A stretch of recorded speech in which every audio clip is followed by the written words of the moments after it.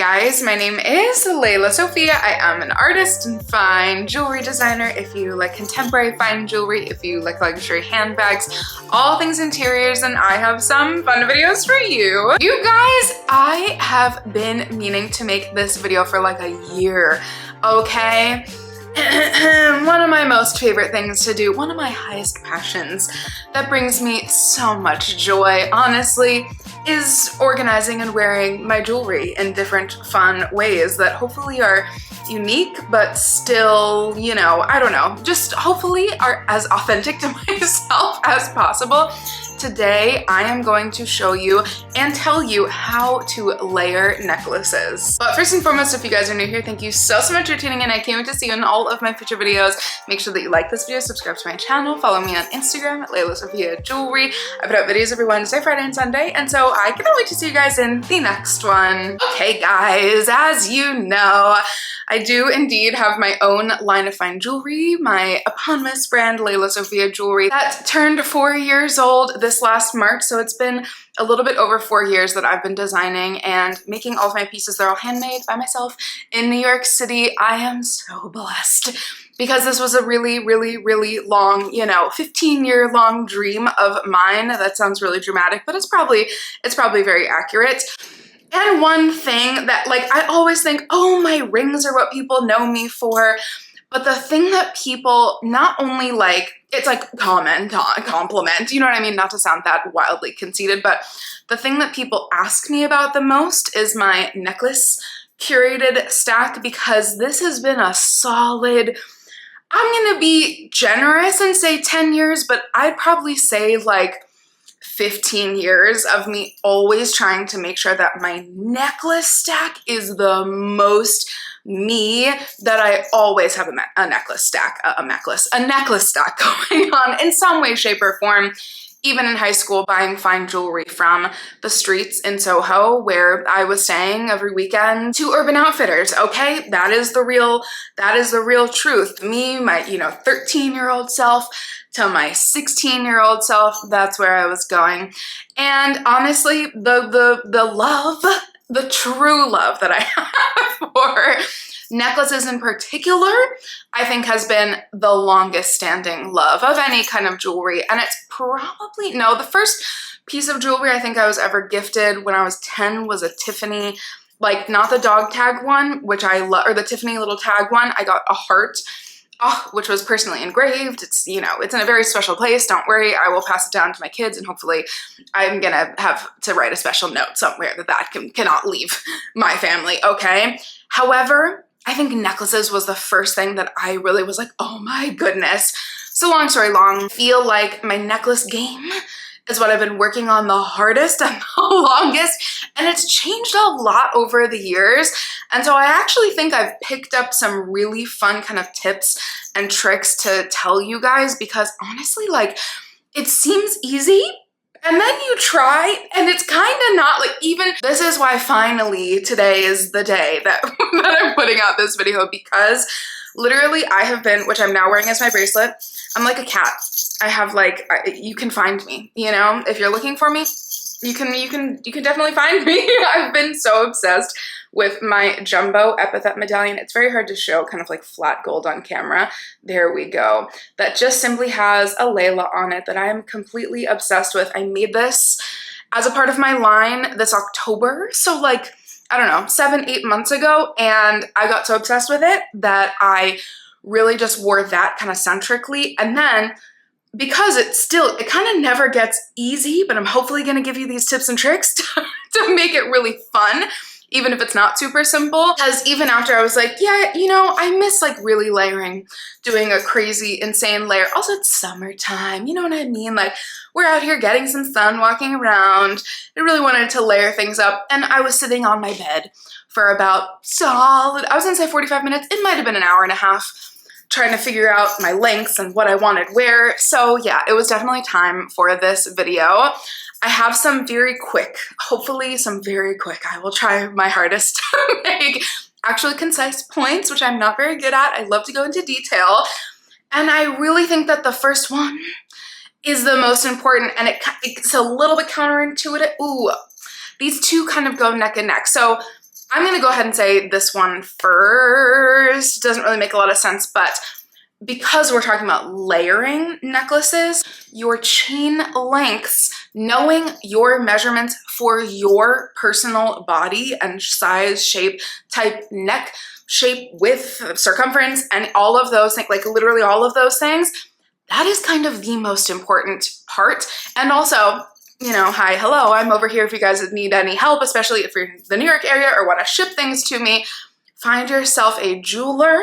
It can be, you know, the New York City, Canal Street, Diamond District, any of those. Find yourself a good jeweler who will make sure to customize your chain lengths, okay?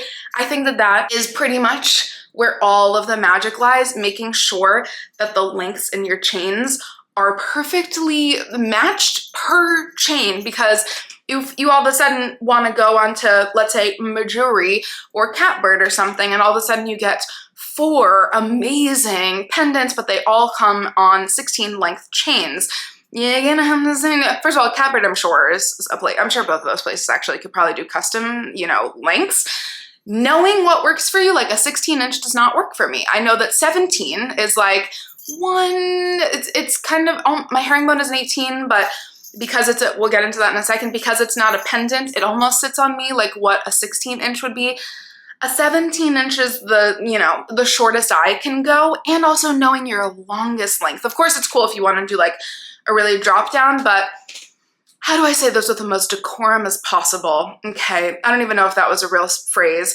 Knowing your, knowing where you like to put your tops. Knowing where you like the cutoff for your shirts, dresses, whatever, or you can also just discount this fact if you like to only wear, you know, high-necked pieces. But essentially, let's say this in a really like metaphorical way, knowing the real estate that's going on, okay? Because I know, after all the years that I've worked in this industry for many different, you know, many different forms of, you know, my iterations of my past self in the fine jewelry industry, I know that a 17 length chain is definitely the tightest I'll go, but I also know that a 24, I can stretch to 25-inch chain, kind of depends because my last necklace is now very long.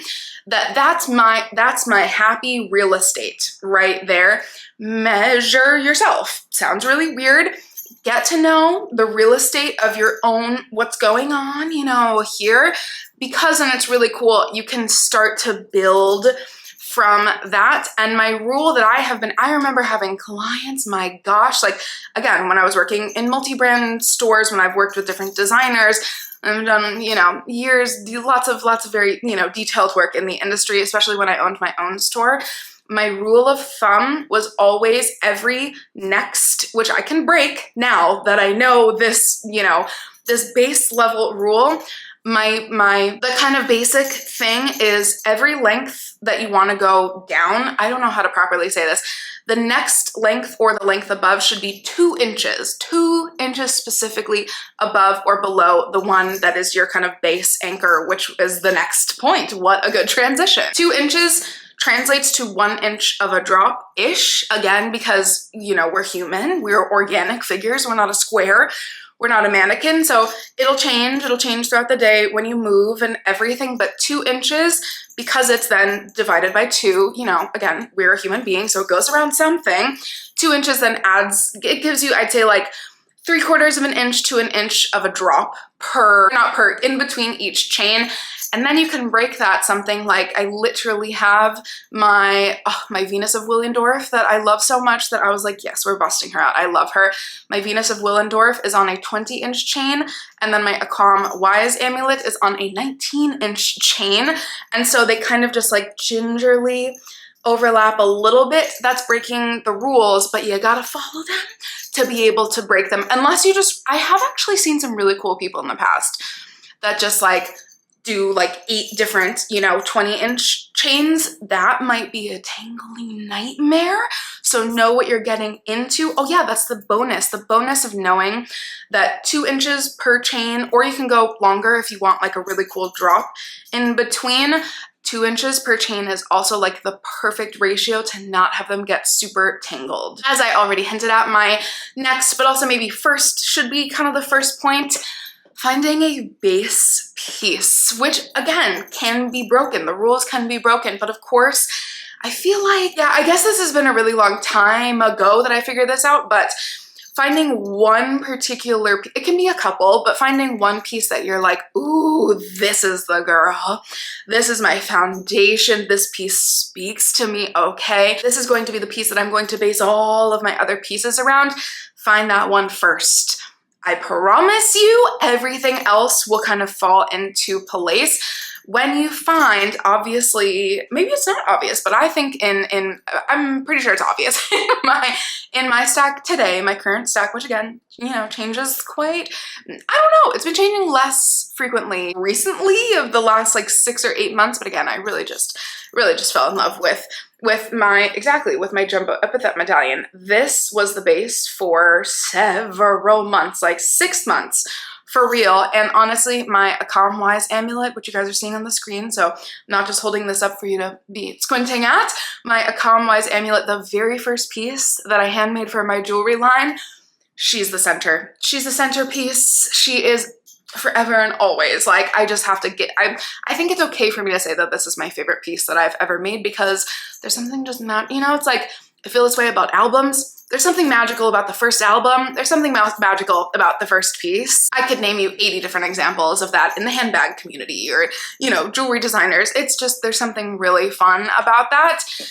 Now that I know, you know, I have like 3 different medallions that I like to be my centrics, that centerpiece, then I can start out, ooh, I was gonna say I could break a rule again, but essentially, I know my real estate, as we're putting it very, you know, I don't know, metaphorically, is kind of silly sounding.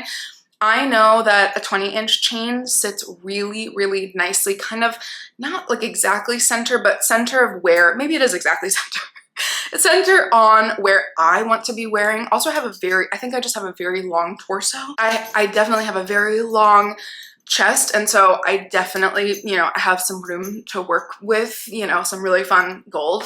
Just pile on some gold. I know that I always kind of want this to be my 20-inch chain. I always want this to be smack dab in the center. I have done some really cool things where she's a little bit higher up and then I dangle from below. Literally, I essentially kind of just copied this idea from my very first, I, for so long, was looking for an intensive medallion. Once I figured out that I really, really, really, really, really love a good old, like, obviously I've worked with so much vintage jewelry back in the day in my time. You know, it's like, just, what is it that's saying? If it ain't broke, don't fix it, you know? Like, once I figured out that I really love a good medallion, I knew that I could build so many more fun layers around a really just like classic kind of simple silhouette, if you really think about it.